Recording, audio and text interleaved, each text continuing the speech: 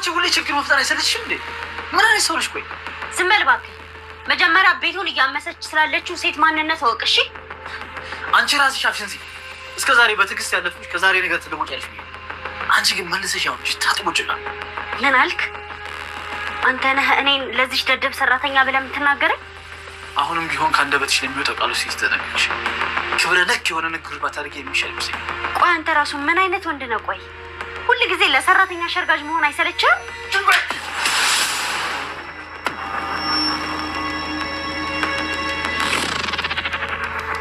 አፍሽን ዝጊ። ዝም በይ። ስሚ፣ እኔ ጋር መኖር ከፈለግሽ ሰው ሁኚ። ረጅል ነው በፈጣሪ። ሁሉም እንደ ጋር የሚጋልቡት ፈረስ ኔሮን ባሻት መንገድ የምትመራው እኔ በፈለግኩት አቅጣጫ ማስኬደው ሰው። የመጨረሻ ሞኝና በሰራተኛ የሚታለል ጭንቅላት እንዳለ ነው የገባኝ። ዝም በይ የማትረቢ ድደብ። እንዴት ነው እንግዲህ እንዳየነው አቶ ግርማ አሁን ላይ ለሰላም አግዞ ሜሮንም ደብድቧታል ማለት ነው። ነገሩ ሁሉ ሰላም መጥፎ ነገር ሜሮን እንዳደረገችባትና ከቤትም እንድትወጣ አድርጋለች በማለት ለአቶ ግርማ ትነግረዋለች።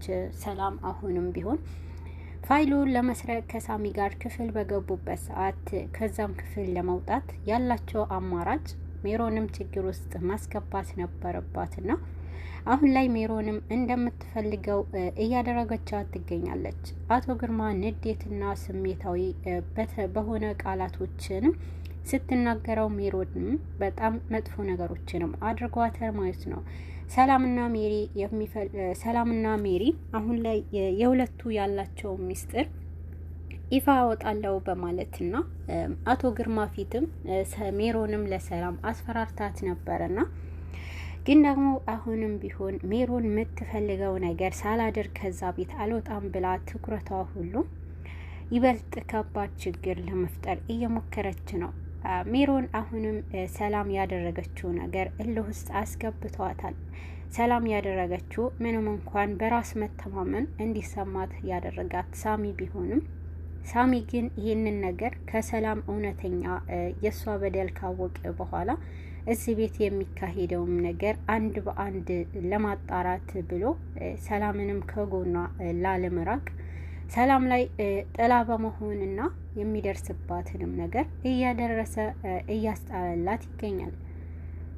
እዛ ቤት አቶ ግርማ ክፍል ገብተው ፋይሉንም በሚፈልጉበት ሰዓት የአቶ ግርማ መምጣት ከሰሙ በኋላ ሳሚንም በመደበቅና ይበልጥ ደግሞ ሰላምንም ይሄንን ነገር ለማጽዳት ይበልጥ ሰላም ሜሮንም እሷ እዛ ክፍል ገብታ እንደቆለፈችባት በማስመሰልና አቶ ግርማ ይሄንን ያደረኩት ህይወቴን ለማዳን ነው በማለት እሱ እንዲያምን አድርገዋለች። አቶ ግርማ በቀላሉ ሰላምንም ምንም እንኳን ሌላ ሰው በቀላሉ ማመን ባይችልም ግን ደግሞ ሰላም ላይ የደረሰው እውነት ሆኖ ታይቶታል። ሜሮን ይሄንን ነገር ስለተጋጩ ሰላም ሜሮንና አቶ ግርማ በሰላም ጉዳይ ስለተጋጩ ይበልጥ ደግሞ እኔን ለመበቀል በስተት እሷን ላደረኩባት ጥቃት እየተበቀለችኝ ወዳው ብሎ አቶ ግርማ በሜሪ ላይ በጣም ተነስተዋል ማለት ነው።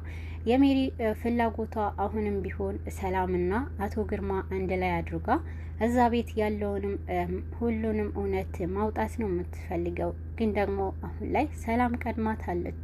ሰላም ፍላጎቷ ሁሉ ከዛ ቤት አቶ ግርማን የሱን የሚያስይዙና እናቷን ነጻ የሚያወጡ ነገሮች በመፈለግ ላይ ደግሞ ሳሚ አድርጓታል።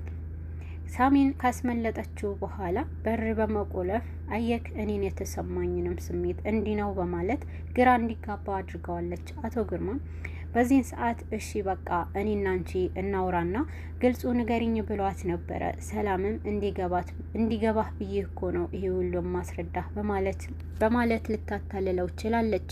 አቶ ግርማ በቀላሉ ሰላም ላይ ታልታሎላታል።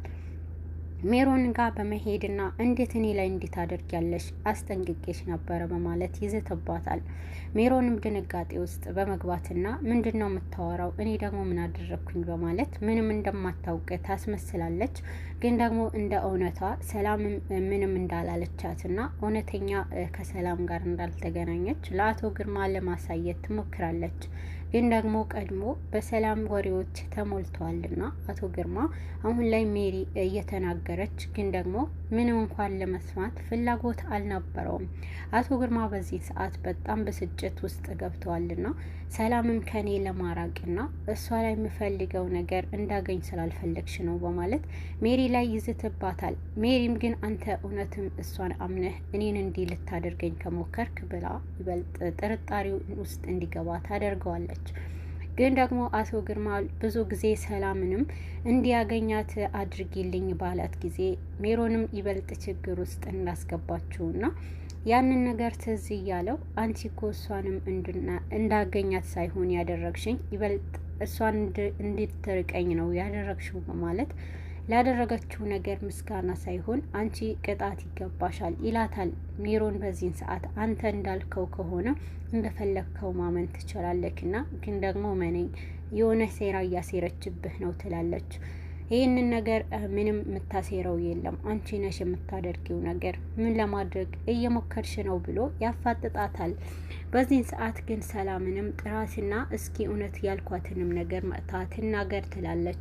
ሰላምም ወደ አቶ ግርማ ከጠራራት በኋላ ሰላምንም ያለችሽና ያደረገችሽ ነገር እውነቱን ንገሪኝ ብሎ እሷንም ያፋጥጣታል። ሰላም ያለምንም ፍራቻ ሜሮን እንደዛተችባትና እንዳነቀቻት ለአቶ ግርማ ትናገራለች።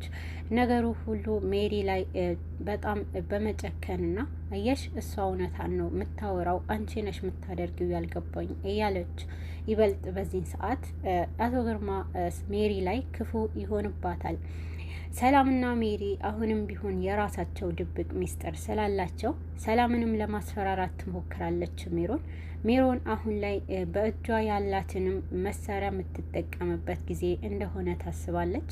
ግን ደግሞ አሁንም ቢሆን እኔ አሁን አቶ ግርማ ሊነግርህ የሚገባና ማወቅ ያለበት ስለ ሰላም ድብቅ ሚስጥር እነግርሃለሁ ከዛ በኋላ አንተ ራስህ ትወስናለህ ትላለች። በዚህን ሰዓት ግን ሜሪም ልትናገር ያሰበችው ነገር ሰላም አንቺም እውነት እኔ ይህንን ነገር እናገራለሁ ካልሽ አንቺ ጋር እኔ ጋር ያለሽንም ነገር መርሳት የለብሽም ብላ እንድትደነግጥ ታደርጋታለች።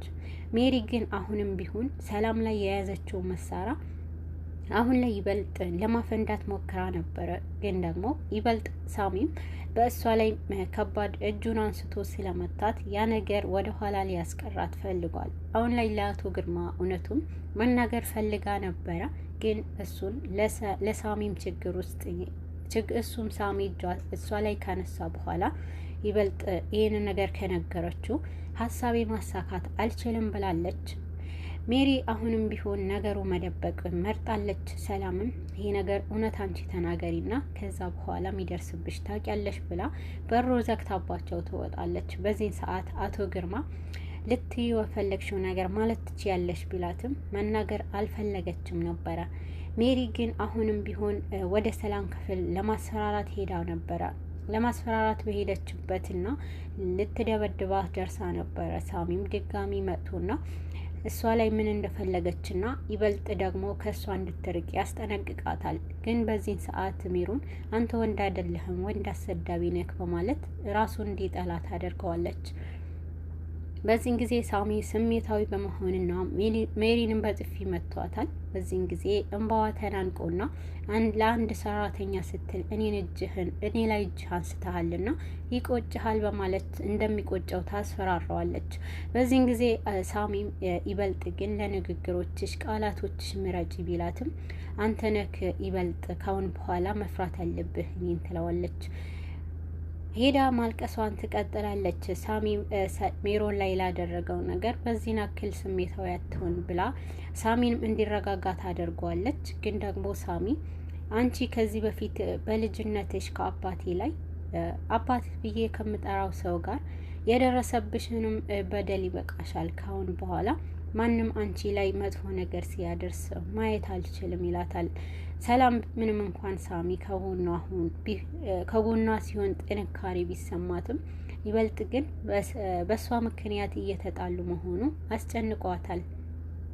አሁንም ቢሆን ሳሚ እጇ እሷ ላይ ካነሳ በኋላ ሄዶ እንዲያረጋጋት አድርገዋለች። ሳሚ ወደ ሜሪ በማምራት ይቅርታና ላደረግኩት ስሜታዊ ሆኜ ነው ቢላትም ሰላም ይህ ነገር ብላው ቢሄድም ለማድረግ ግን ደግሞ ሜሮን በጣም እልህ ውስጥ ገብታና እያለቀሰች ነበርና ሜሮንም ለማረጋጋት ይሞክራል። ግን ደግሞ ሜሮን መረጋጋትም እንደማትፈልግና ይበልጥ በጣም ጭንቅላቷ እንደተነካና ሳሚንም አሁንም ማንቋሸሿን ቀጥላበታለች። ከዚህ በኋላ እኔ አንተ ፊትህን አንተን ማየት አልችልምና ያለምንም ሽምግልና አንተ ቤት ገብቼ ስለተቀመጥኩ ይህን አክል ንቀኸኛል ነው በማለት ይህንን ከባድ እንዳደረገባት አዝና ትነግረዋለች። ምንም ይቅርታ ቢጠይቃት ይህንን ይቅርታ ለመቀበል ዝግጁ አልነበረችም። ነገሩ ሳሚ ትቷት ከሄደ በኋላ ይሄ መርዝ ይግደልክና ካሁን በኋላ ባትድን ብላ ስታወራ ጆሲ ፊት ለፊት ይደርስባታል። ቆይ ግን አንቺ እውነትም መርዝ ነሽና እውነት አድርገሽዋል መሆኑን አምነሻል ማለት ነው ቢላትም አንተ ደግሞ ከፊት የዞር በልልኝ እያለች ጆሲ ላይም ትደነፋለች። አሁን ላይ ሜሪ መውጫ አታና ይበልጥ ግን ሳሚና አቶ ግርማ ላደረጉባትን ነገር ዋጋ ለማስከፈል ቆርጣ ተነስታለች። እዚህ ቤትማ ሲኦል ማድረግ አለብኝ ካሁን በኋላ ብላ አቶ ግርማና ሳሚ ላይ ችግር ለመፍጠር ሞክራለች። አቶ ግርማንም አስደብድባ እና ሳሚንም ከዛ መድኃኒት እንዳይድን ለማድረግ ጥረት እያደረገች ትገኛለች።